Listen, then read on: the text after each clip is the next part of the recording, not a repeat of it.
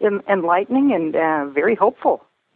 Well, good. Well, we're glad that you listened to the show, and we're glad that you enjoyed the reading. Okay. Well, thank you very much for the opportunity to give you this reading. Thank you, Stephanie, for being a part of it. Okay. Bye-bye, and have a good Labor Day weekend. You know, Maria, when you're doing your readings, I can really feel the empathy coming through, and sometimes it seems like it's kind of hard for you to stop, isn't it?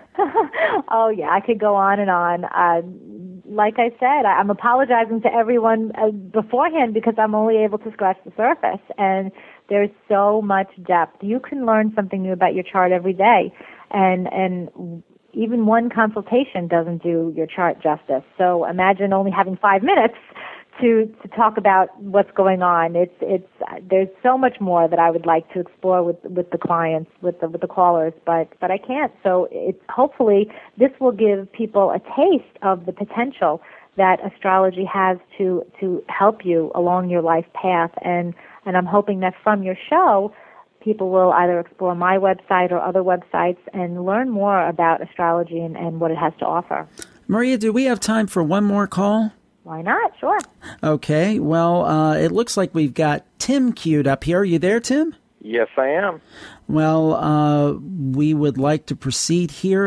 Maria, Tim, Maria. Hi. And we'll let you exchange a little bit of info about Tim's chart. All right, Tim. How are you tonight? I'm doing pretty good. How are you doing? Fantastic. Great. I'm going to ask you as well, have you ever had your astrology chart read before? No, I haven't. Okay, so everyone tonight is completely new to astrology. You will hopefully be interested in learning more after we have our very brief snapshot of what's going on right now with you. I will tell you what's interesting about your chart. It's very difficult sometimes for a man to have this much water in his chart. You're full of water, and the water element is the element of sympathy and nurturing and empathy and sensitivity. And you've got not only that Cancer sun, which I know you know about, you've got a Pisces moon, and you have Scorpio rising. And those are all 3 water signs that are represented in your chart. And I'm curious, I have to ask you, how do you as a man reconcile this energy? Because you are extraordinarily sensitive. I really don't know how to answer that. I guess in the past people have told me I'm a sensitive kind of guy, but I'm also the type of person that holds my emotions, pretty close to myself. So a lot of that I think I just kind of internalize and work out in different ways. Okay, so you internalize it more than expressing it. I'm bringing it up because it's uncomfortable for a man in this society to have this much water and feel like he can't express it. Okay, so I feel your pain. You're being conditioned to not show all of this sensitivity, and you have tremendous sensitivity and awareness and compassion for other people's pain and suffering and for other people's feelings. So I want to just point that out to you because it shows up very strongly in your chart. And, with Scorpio rising, the rising sign is how you come across to other people. Scorpio rising, my gosh, I wouldn't be surprised at all. I have no idea what you look like, but people who have either the sun, the moon, or Scorpio rising very often have these trademark eyes. People might not stare you directly in your eyes. They might avoid eye contact with you because your eyes there's something about them that is so penetrating, it goes right through to their soul, and it intimidates people because they know that you can see right through them. Has anybody ever told you that?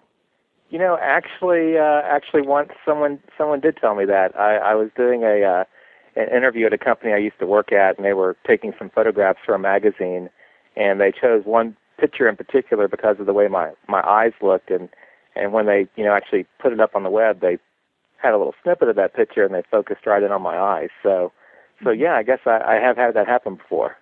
You have, with Scorpio rising, you can definitely see right through to someone's soul, and you can spot a phony from a mile away. This is a tremendous gift that you have to to know whether or not you can trust someone instantly. It's a gut feeling.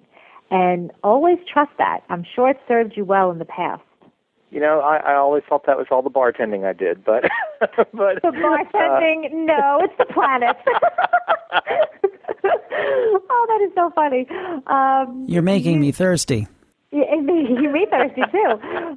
Okay, you were a bartender, but let's talk about what you're doing now, because I see a lot of talent with communications in your career, and there's a spotlight on either publishing, internationalism, broadcasting. There's or even the legal world. Okay, you have a very strong ninth house emphasis, and the ninth house is all of those things that I just mentioned, and it will be related to your career somehow. Other cultures, other traveling, long journeys. There's a foreign flavor, and communications comes up very strongly. So what are you doing? Actually, I work for a video game company. I'm a concept designer. I kind of come up with the ideas for potential video games that we might want to make and publish. Okay, so this is mostly technology?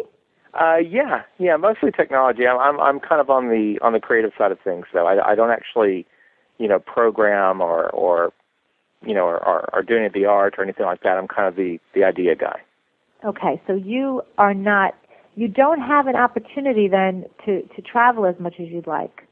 Well, actually, the role I'm in now is fairly new. Before that, I worked as a director of quality assurance, and when I was in that role, I actually traveled more since I moved to the place I'm at now than I had ever done in my life before. So, as recently as just 2 or 3 years ago, I was in Germany, I was in Norway, I was traveling all over the U.S. I went to New York for the first time. So I did have quite a little bit of that just a couple of years ago. But the role I'm in now is relatively new, last 6 to 8 months. Mm-hmm. Well, you've got a lot of energy that has to do with traveling, and it's interesting because as a Cancer sun, most of the time Cancer is associated with staying close to the home and the nest and all of that, but when the sun is in the ninth house, it's like you have wanderlust. And sure, your security, your domestic security is very important to you, but you actually feel secure. You're someone who can make a home wherever you go, wherever you travel, and there's a lot of energy, a lot of potential for more travel in your future. So wherever you are and whatever you're doing, I don't expect it to be a permanent thing.